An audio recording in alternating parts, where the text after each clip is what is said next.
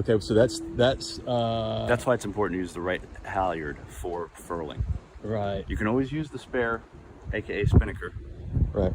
for anything. But if you're gonna go into that mode, be like, hey, Jimmy says we got to conventionally Look where hoist it the is. bells. Okay, right. You know? Okay, now let's look at the Genoa halyard for the furling head sail, which is here, right? Yep.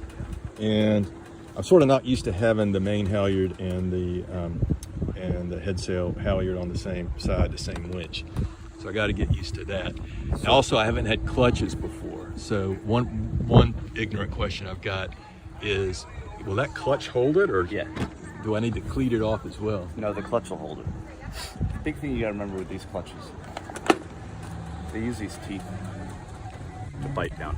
Okay. And they work very well. So as I clutch this down, I won't close it all the way so you can kind of see it.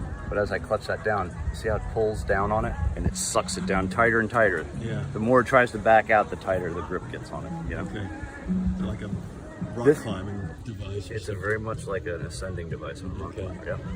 So the big thing to remember with these is these little teeth, if you leave the line locked on here statically for multiple years, it sure is going to wear the shit out of that line right there. Okay. So this is why I was making that point earlier about taking that spinnaker halyard off when you're done sailing and taking it back out to the bow. Right. If that's the only time you move that halyard, whether it's that one day of sailing, Right. and it's the only time in its whole life you're ever going to touch it, you're actually not going to use it for anything else, that's a good thing. You know what I mean? For the line itself. For the line itself. Okay. Because what'll happen is you just forget that it's there, number one. That's how it gets fouled. Number two is it's going to just sit in the same spot its whole life, worry and break. Right. Then you've got a halyard lost in the mast. That's a really expensive thing, because now you got to pay 2 riggers to try to climb up and down the mast to fish in the halyard again. Also reminds you have the damn thing. So in case something right, happens, so you're like, oh man, there's that yeah, halyard right. Jimmy always told me to go put back out in the bow, and I don't know why I was doing it for all those years. It's I like have it. anything, tying a knot over and over again. Exactly, Just, like untie the knot once in a while. Right, yeah. Before you know it, you have a stopper knot that's been in there for 15 years, and this thing is a crusty thing that you'll never get undone. You know what I mean? Okay, so what about the head sail? Because once the roller furling's up, I'm Once going to it's up- leave it up for Yep. weeks and maybe months. Exactly. So you just put it, free up this winch, take the main halyard off, Right. free up this winch, and then tension it. The tensioning thing with how much tension, how little tension, because I know that's a question. Right. Pull it up. You should be able to pull most of it up by hand, at least 3/4, maybe 2/3 of the way. Then the last little bit, you put it on the winch and you pull it up the rest of the way with the winch. Right. It should never be a tough thing. It should still go up really easy. If it is, that means you're doing something wrong.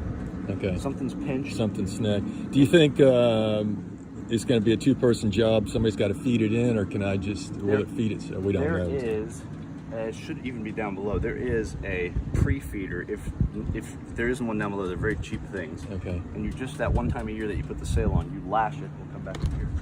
Okay.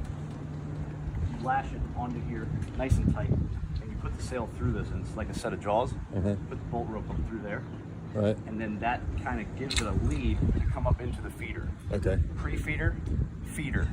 Right. Those are the two names you're looking for. Feeder you have, that comes with the furler. Right. Pre-feeder is something that you can clamp set up on. to make it a one-man situation. And Where so, kinda guides I you mean, from when there. it was hanked on, it was just straight up, but it should be something similar to that. It shouldn't be a It'll feel struggle. like that. It won't feel as free as hang on because it's a bolt rope that's sliding in. So Right. as I add more rope into the groove, it gets a little bit heavier and heavier, but it should be an exceptionally free-feeling thing. It can feel pinched. It does so very easily and very commonly.